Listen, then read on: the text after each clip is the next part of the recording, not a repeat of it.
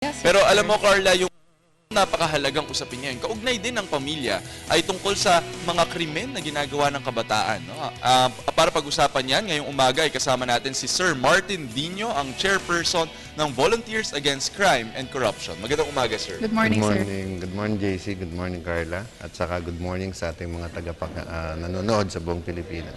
Sir, netong mga nakaraang linggo ay merong mga claims or merong mga reports na di umano ay tumataas, no? At lumalala yung sitwasyon ng juvenile delinquency sa ating bansa.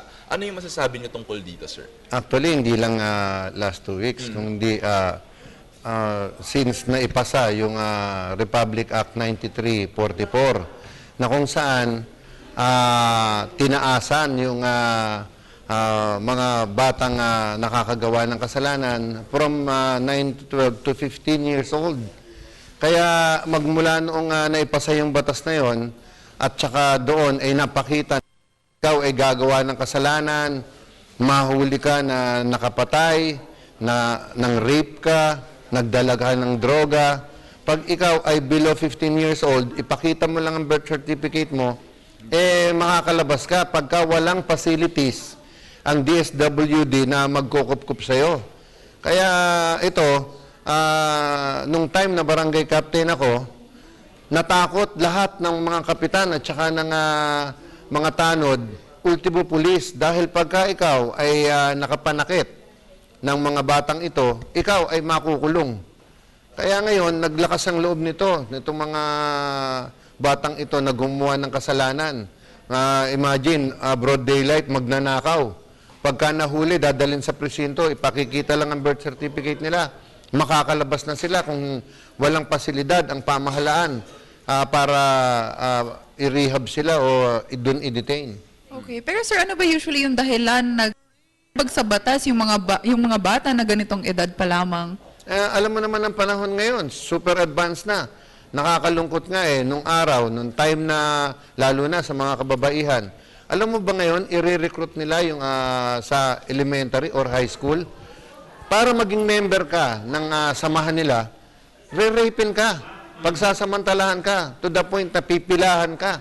Pagkatapos, pag pinailan mo ng kaso yan, at wala tayong pasilidad para pagkulungan sa kanila o i-rehab, palalabasin yan.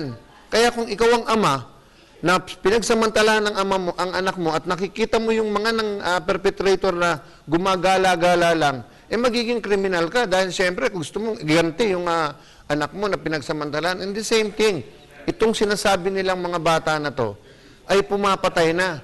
At saka ngayon, hindi lang 11, ultimo yung mga 10 years old and below, nakikita nyo naman sa karsada yung mga batang hamog. At saka ito ngayon, organized crime na. Meron ng namumuno, meron ng namumuhunan. Kadalasan pa dito, meron pang mga pulis mismo ang humahawak ng mga batang ito para gumawa ng krimen, lalo-lalo na ang pagnanakaw, pang-hold up. Actually, sir, maganda rin nasabi nyo itong organized crime, no, na ginagawa gamit yung mga kabataan.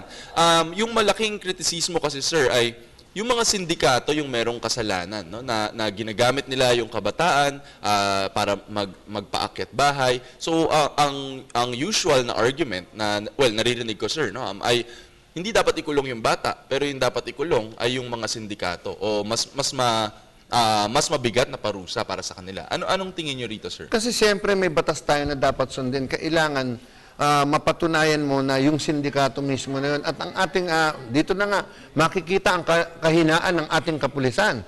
Na kung saan naglipa na mismo ngayon dito sa ating barangay, sa ating mga syudad, na kung saan na-challenge na rin dito ang pamahalaan ng barangay. Kasi nung time namin, may curfew. Bawal ang bata sa lansangan pagka umabot na ng 10 o'clock hanggang alas 4.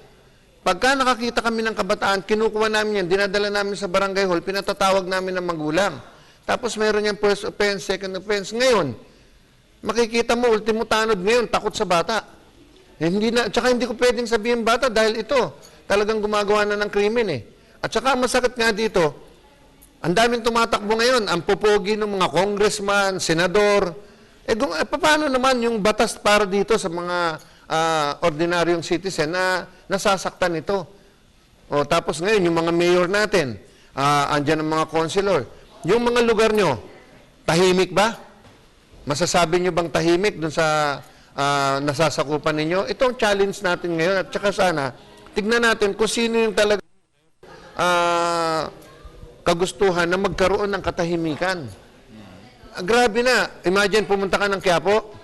Kanina nga, nandito si former mayor. Ngayon, makikita mo dito sa sidewalk, makakakita ka ng panaksak, yung belt na mayroong panaksak, yung brass knuckle, lahat ng klaseng pananakit, deadly weapon, naglipa na para kang bumili lang ng candy. Asan ang authority natin? Oh, ito ginagamit nila, pang-hold up, pananakit, rumble. Nakita nyo naman, ang daming nasasaktan, ang daming kabataan na namamatay. At sila, wala silang pakialam ngayon. Kaysa matanda ka, pag inakit ang bahay mo, lalo na pag nakadroga, pag pumalag ka, papatayin ka. Opo. So, sir, para sa inyo, kung personally, meron kayong improvements na gagawin sa batas, ano po ito? Ako, unang-una, dapat siguro, umpisa natin sa barangay. Pagka talagang madami ang krimen dun sa lugar ng barangay, ang daming mga mapupormang kapitan, mga tatakbong kagawad, yung pala hanggang dun lang. Sana, parusahan din sila pag hindi nila nagawa yung peace and order sa lugar nila. And the same thing with the station commander ng mga pulis. Tignan muna natin yung mga nagpapatupad ng batas. Pag hindi nila nagawa yan, parusahan sila. At siyempre, yung batas na 15 years old pababa, ibalik natin sa dati. Sa ngayon nga, ang gusto ko, kung kami masusunod, 9 years old in below. Kasi ngayon, ultimo, 9 years old, gumagawa talaga, umaakyat ng bahay at nagnanakaw, gumagawa ng kasamaan. At kita nyo ngayon, ang DSWD, napakaraming pera.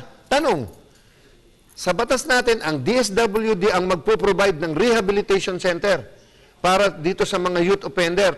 May nagawa na ba kayong mga rehabilitation center para dito sa mga bata? Dito sa Quezon City, buti na lang may Mulabi tayo. Pero ilang opisina ng DSWD ang bukas 24 hours? Alam nga namang sasabihin mo dun sa mga offender, hanggang 8 to 5 lang kayo gagawa ng masama.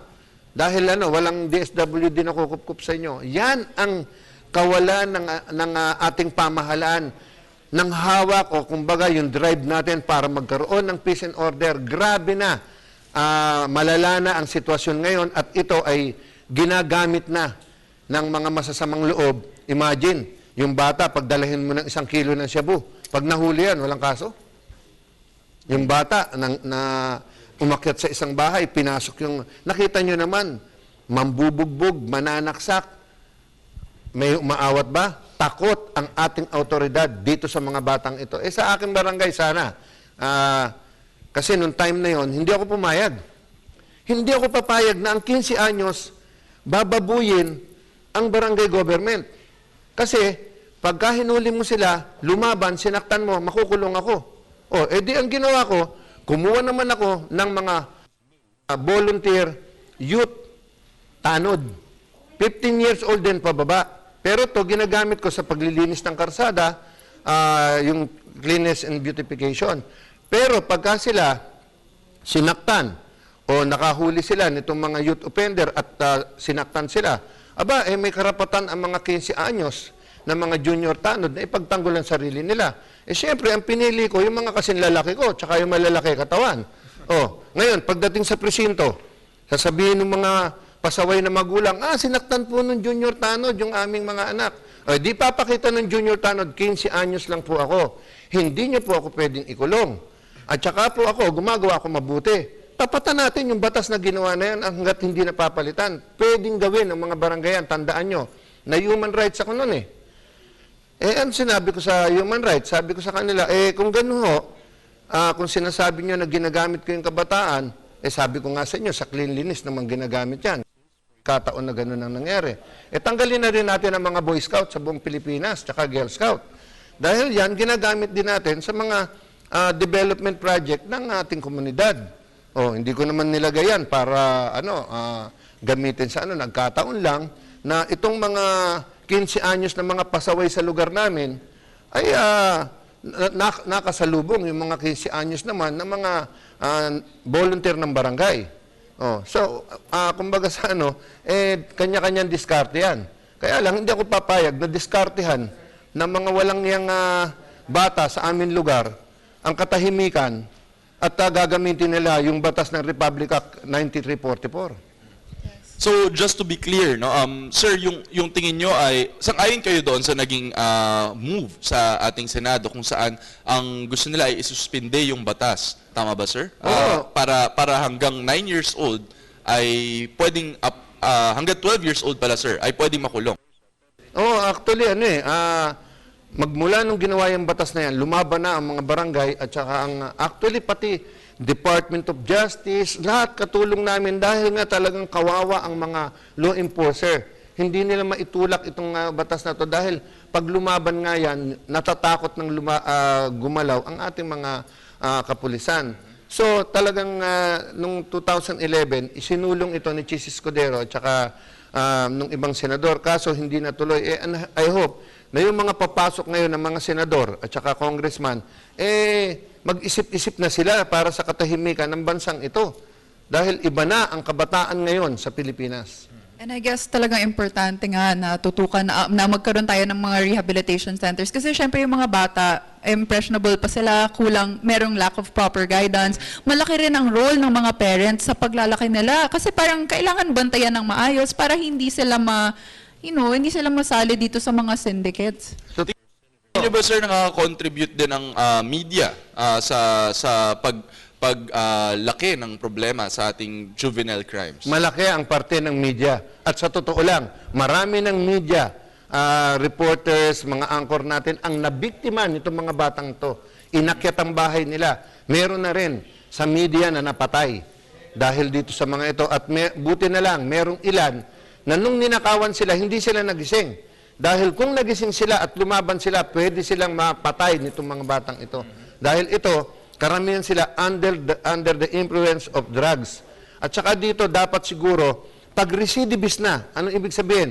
Pag paulit-ulit na ginagawa nitong batang ito ang kasamaan, dapat ikulong na ang magulang. Dahil sa totoo lang, minsan yung magulang ang nagtitinda ng ninakaw ng anak niya. Nagiging negosyo na nila. Dahil alam nila, birth certificate lang ang katapat niyan. Pagdating mo sa presinto, eto po, 15 years old lang ang anak ko, o kaya 15 pababa. Lalabas na yung bata dahil, yun na nga, walang paglalagakan sa kanila. Okay. Okay, sir, siguro final message na lang para sa ating mga viewers. Siguro, pagka ho ito, meron pang ilang araw nakakatok sa inyo yung mga congressman at saka senador, tanungin natin sila, kayo ba ay talagang gusto nyo tumahimik ang ating bansa at ano ba ang magagawa natin dito sa batas na to para at least mapababaan ito at bigyan natin ng disiplina uli ang kabataan sa Pilipinas. No? At hopefully, hindi sila naglipa na sa lansangan lalong-lalo na sa 10 oras ng gabi. At yan din ang panaginip ngayon ng ating mga tahimik na mamamayan. Okay, maraming salamat, sir. Yan po si Martin Dino, ang chairperson ng Volunteers Against Crime and Corruption. Kaya naman para sa ating mga parents, talagang alagaan ng mabuti at bigyan ng proper guidance ang mga anak. At para sa mga kabataan naman, magkapait na rin tayo, 'di ba?